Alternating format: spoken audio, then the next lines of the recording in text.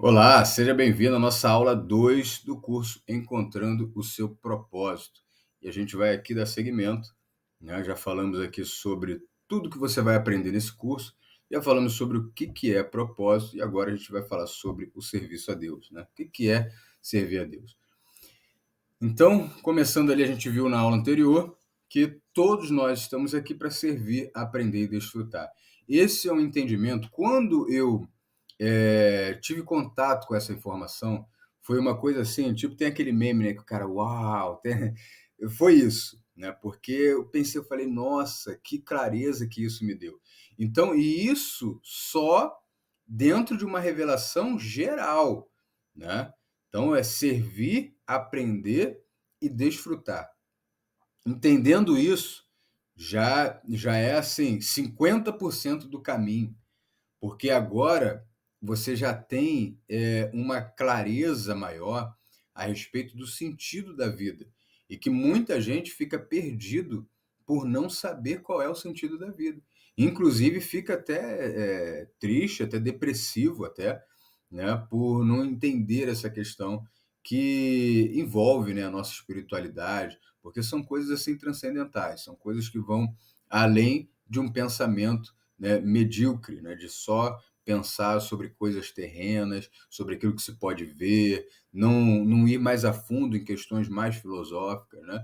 Então, onde a gente deve realmente obter esse conhecimento e ter contato com esse conhecimento mudou muito a minha vida, assim como outras coisas têm mudado aí a cada dia, porque a gente sempre preza por isso.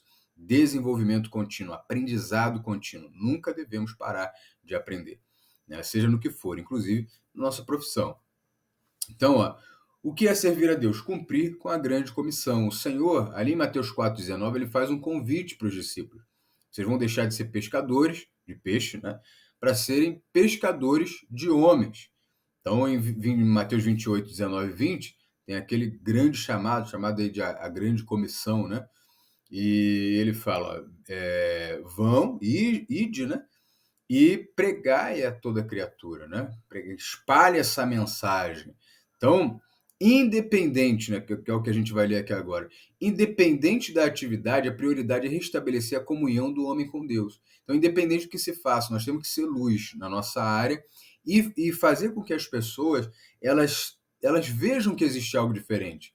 Poxa, tem algo diferente naquela pessoa. Porque você tem uma postura diferente, você tem reações diferentes, você tem um olhar diferente, você tem um comportamento diferente, você tem uma rotina diferente, você tem uma alimentação diferente, você tem um jeito de falar diferente, você tem expressões diferentes. Por quê? Porque você conforme a gente vai ver mais à frente, a expressão e a extensão de Deus na Terra, né? Porque digamos que dentro da física quântica, né, Deus ele é visto como um mar de energia e de fato né? Deus é espírito, então ele está em todo lugar. E aí, a partir de Deus, vem a existência, né? Coisas e pessoas. Então, a gente tem essa revelação muito forte, muito clara, de que nós viemos a partir de Deus, né? Mas sendo que Deus é invisível aos olhos humanos. Na verdade, assim, eu não sei nem se em alguma esfera espiritual que seja tem como enxergar Deus, porque os próprios anjos, né, no caso, para nós humanos, Deus ele fez o quê? Ele se manifestou como ser humano.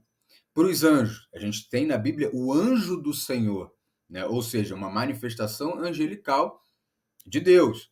Então, nós vemos, por exemplo, várias menções, né, sobre o trono de Deus, né? Uma manifestação, digamos assim, se tem um trono, tem alguém sentado, é o que a gente entende, né? Então, é uma manifestação, digamos que visível. Mas como realmente ver Deus, né? Porque isso é muito complexo até pensar sobre isso, porque assim, se Deus está em todo lugar, em todo tempo, né, com toda a sua plenitude, isso é muito forte, né? É a mesma coisa quando a gente pensa sobre a eternidade de Deus, né? De onde que Deus veio, quando que Deus apareceu, Aí a gente pensa, não tem como alguma coisa não ter um ponto de surgimento. E aí a gente pensa assim, não, tudo bem, mas se Deus ele veio de algum lugar, quem é que criou Deus, né? Então, assim, alguém tem que ser eterno nessa história. Então, assim, pensar sobre Deus é algo muito forte, muito profundo, mas é algo recomendável, né? Para a gente, inclusive, ter sempre em mente que Deus é soberano, que a grandeza dele excede qualquer entendimento. Então, a palavra servo vem do grego, significa escravo. Provavelmente Paulo se utiliza desse termo diversas vezes, fazendo referência ao escravo que tinha a orelha furada, caso decidisse servir ao seu senhor por amor. Para você que de repente ainda não conhece essa condição, era o seguinte: o escravo ele tinha um período máximo, né? Se bem me recordo, ele acho que era de uns 7 anos, para permanecer escravo dentro da cultura israelita. E ali, o que acontecia? Quando esse tempo chegava, ele tinha o direito de escolher ir embora ou permanecer ali servindo ao seu senhor. Se ele optasse por permanecer, né, e a Bíblia diz assim, lá em Êxodo 21, conforme a referência que eu coloquei aqui, se ele optasse por permanecer, ele teria pensado o seguinte: poxa, não, já construí família, estou bem, meu senhor é um cara bacana e tal, vou ficar por aqui mesmo. Aí ele recebia um furo na orelha. Então, essa orelha furada, ela dizia uma coisa: eu sou um servo, um escravo, que escolhi servir o meu Senhor deliberadamente, foi da minha vontade. Então, Paulo se coloca nessa condição porque ele diz: eu sou um escravo do Senhor, eu sou um servo, mas isso não me diminui, é uma coisa que eu escolhi e eu sou servo do soberano. Isso é muito forte.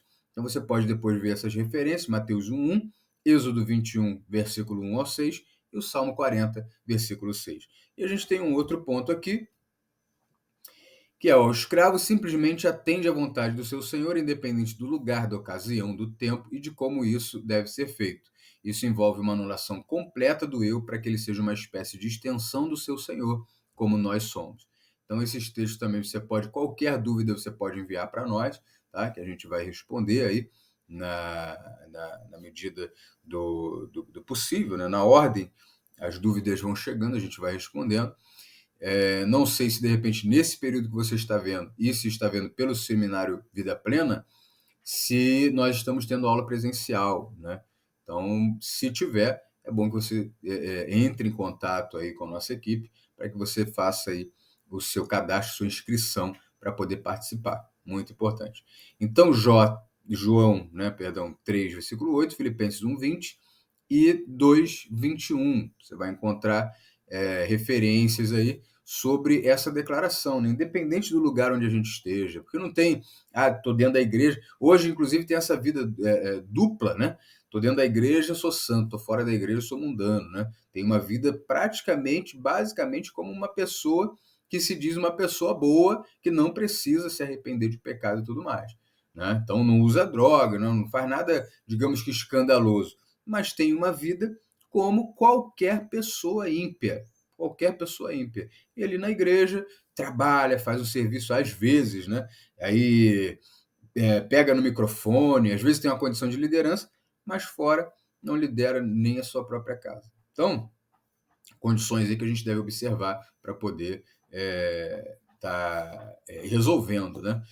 Então, assim, isso envolve uma anulação completa do eu, né? Mais uma vez aqui, dizendo para que ele seja uma espécie de extensão do seu Senhor, como nós somos. Nós somos a expressão de Deus, somos imagem e semelhança do Senhor, né? Uma extensão de Deus, conforme eu já falei aqui no início dessa aula, né? Nós viemos de Deus para representar Deus diante dos homens. Somos a luz em meio às trevas. E um último ponto aqui dessa aula é o poder de ser divino que Deus nos dá, em João 1, verso 12. Você vai ver isso. E Cristo é a imagem exata e nós uma imagem semelhante. Qual é a mudança, qual é a diferença entre Cristo, né, que é a imagem de Deus, e nós, que somos a imagem de Deus? Nós somos, conforme vai ver ali em Hebreus 1:3, na verdade, Cristo, em Hebreus 1:3, ele é apresentado como uma imagem exata. Em Gênesis 1:27, nós somos apresentados como imagem semelhante. Inclusive, a vogal, né, que faz essa conjunção de imagem e semelhança, ela não existe. O hebraico antigo ele não tem vogal. Então, lê-se, né, a forma correta de se ler é imagem semelhante, ou seja, é uma semelhança da imagem, não é a exata imagem conforme Cristo. Ou seja, Cristo é a exata imagem porque ele é Deus. Ele é Deus, foi o Deus encarnado, né, aqui na Terra, e agora está nas dimensões celestiais. E nos enviou o seu Espírito que habita dentro de nós. Então, e nós somos uma imagem semelhante. E essa imagem e semelhança, que nada tem a ver com o físico, é importante falar sobre isso, eu quero falar de novo, nada tem a ver com o físico. Não é porque eu tenho nariz, Deus tem nariz, tem boca, não. Deus é espírito, ele está com sua plenitude em todo lugar, em todo tempo. Não tem, o dedão do pé de Deus está lá em Marte e o dedinho está em Plutão. Não tem isso. Deus não tem pé, não tem braço.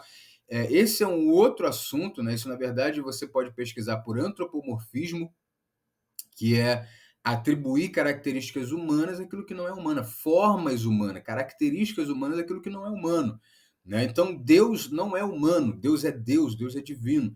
E aí a gente atribui características como se ele fosse humano. Ele estendeu o seu braço, ele colocou o seu pé, ele olhou, tá? Mas ele não precisa de nada disso, ele não precisa de um corpo, né, para poder ter tudo isso.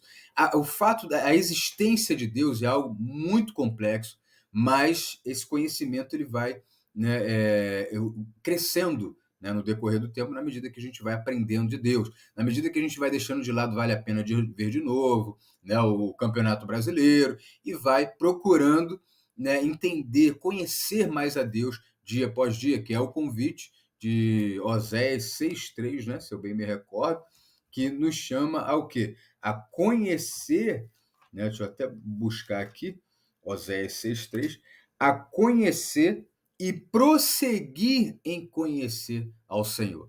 Não é simplesmente fazer uma aliança e agora deixa para lá, pega a Bíblia só para botar debaixo do braço para ir para a igreja aos domingos, ou ainda que seja todo dia na semana. Né? Então a gente tem que ter uma vida inteira, fora da igreja, dentro da igreja, em casa, no trabalho, no lazer, em todo tempo nós temos que expressar, né? Nós temos que ser representantes de Deus nessa terra.